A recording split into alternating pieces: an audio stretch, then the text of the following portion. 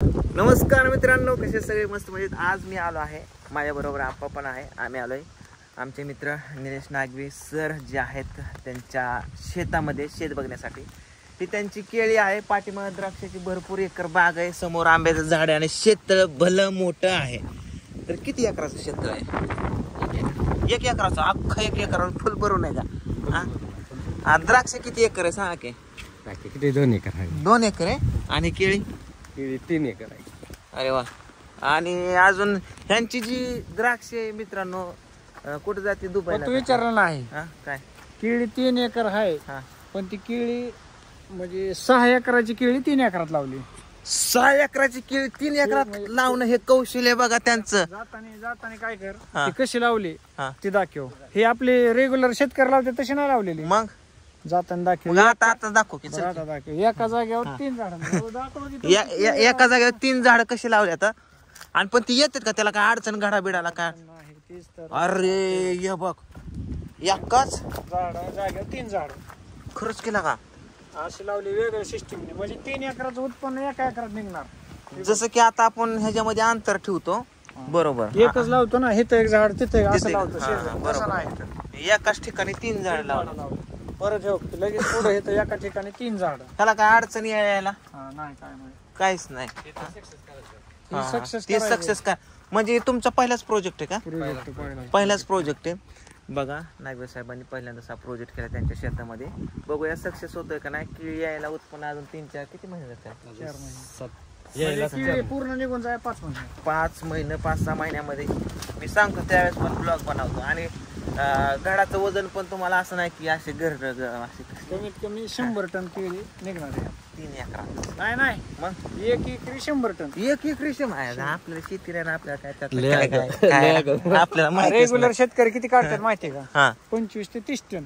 25 ते 30 टन एका एकरात. आता काढायची 100 टन. एकरात 100 टन हे टार्गेट ठेवलेलं आहे. 20 रुपयाने सापडले. 20 रुपयाने 20 लाखाची केळी एका एकरात. 20 रुपयाने. अरे केळी 25-26 ने जाते या. लमसम 20 रुपये. लमसम 20 रुपये. ह्याच्या आयुष्या गावात आज जायला रोड आहे का नाही? कुठे? हीच रोड होय, त्याच्या खालनं का? चला की मग, का वाकायचं अडचण नाही ना काय? काय सांगताय? कशामुळे डेअरी हे तळ पण मोठे का?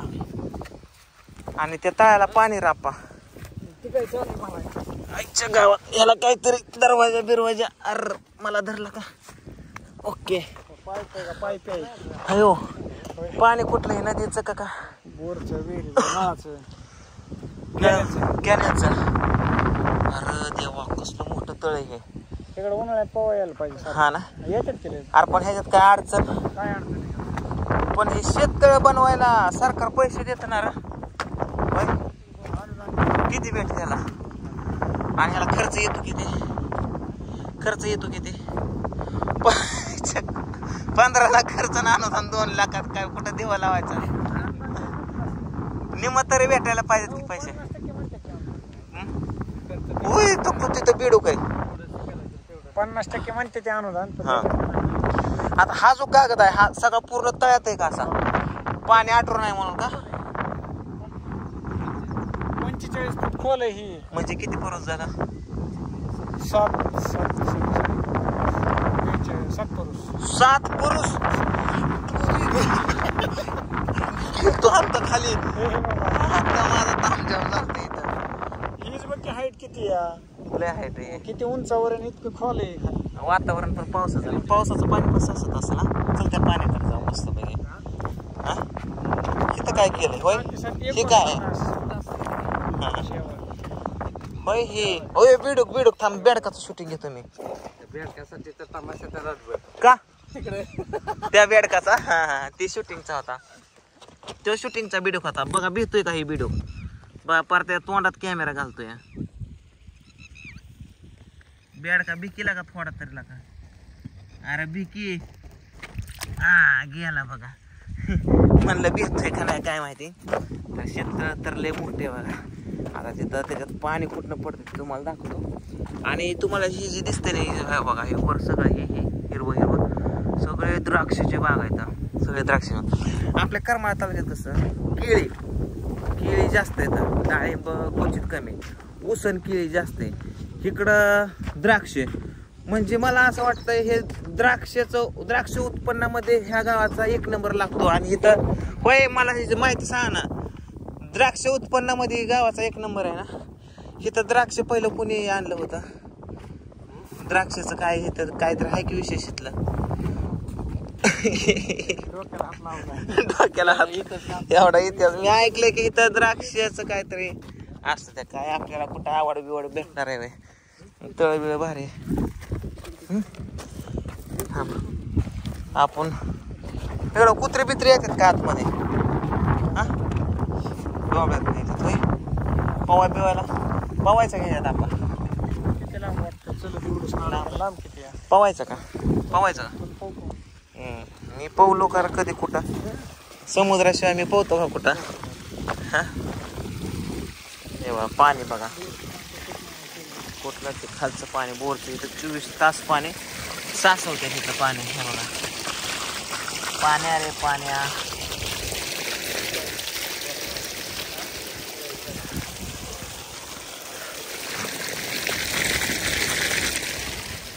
ते 24 तास पाणी चालू असतं का? नाही, ते आता तिथं वापस आहे ना. हा हा हा, विहिरीला. त्यामुळे आणि आपण थोडंसं फोटो वगैरे शूट करू. आणि द्राक्षपर्यंत जाऊ. त्याच्यामुळे मी तसा हा व्हिडिओ आहे ना, एवढं तळ दाखवून तुम्हाला व्हिडिओ पॉज करतो, थांबवतो. पण काय म्हणा, रानात राहणं आणि शहरात राहणं लय फरक आहे. रानात मस्त कसं वातावरण किती भारी वाटतं.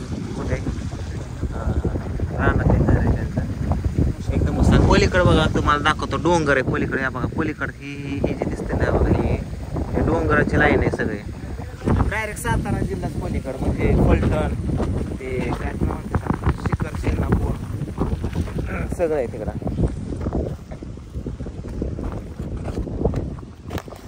आप्पा इथे एक फोटो काढू की आपण? ते काय तिथं काय काय जस्ट तळ बघून आलो. इथं जांभळाचं झाड दिसलं. तर बघू आता जांभळं कशी येते इथली. जास्त नाही ते बघा मित्रांनो, थोडीशी जांभळं पिकली नाहीत, कच्ची इथं. अरे हे मोठे पण किडकं दिसते जरा. जांभळ तर काय बघा मित्रांनो किडकीचं येतं. पण त्याच्या खाली ही काय म्हणतात रापा याला? पान आहेत. पानं म्हणजे आपण जी पानं खातो का नाही, पान ती पानं ही. हा, पान मळ्याचं बारकं पान वेगळं. हा, ही मसाला पान करायचं. ही मसाला पान करायचं पान आहे का? बदाम पान आहे ही, बदाम पान. आणि आपल्याला बघा हे पण ॲलोवेरा बघायला भेटलं इथं. कोरपड लिंबुनीचं झाड पण आहे इथं. रानात किती भारी असतं ना, आहे ना सगळे झाड, सगळे खुल्लम खुल्ला. त्यामुळे जरा बारामतीच्या बाहेर 2-4 एकर जमीन घे, त्याच्यात सगळं लाव जरा. काय घेणार आहे निम पैसे आपा देणार आहे.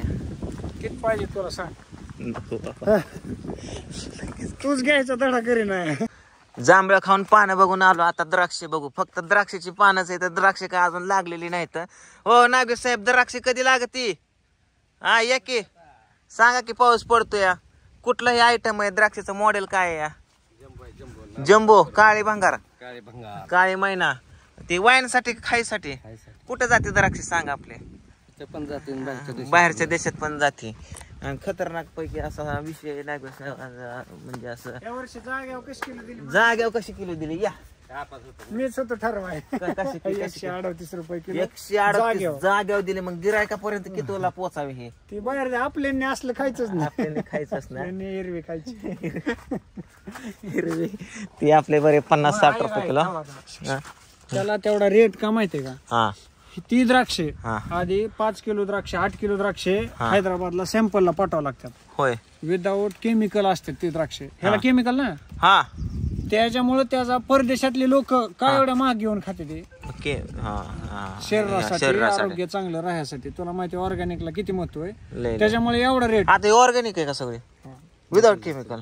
आता औषध मारतो केमिकल. आता त्याला औषध रुसूड आहे, ती तुमच्या डोक्याने करता.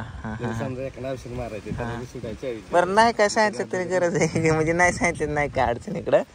तर चला जेव्हा द्राक्ष येईल तेव्हा आपण द्राक्ष खायला येऊ. लोक मग हे फक्त खाण्यावरच आपाकडे गेलं की आंबा खात इकडं कसं आता काय म्हणायची मी लाडका सगळ्यात लाडका सगळ्यांचं लाडका म्हणून बोलायच्यात मला सगळे लाडका हायच तो आता होय चला पाऊस यायला लागला चला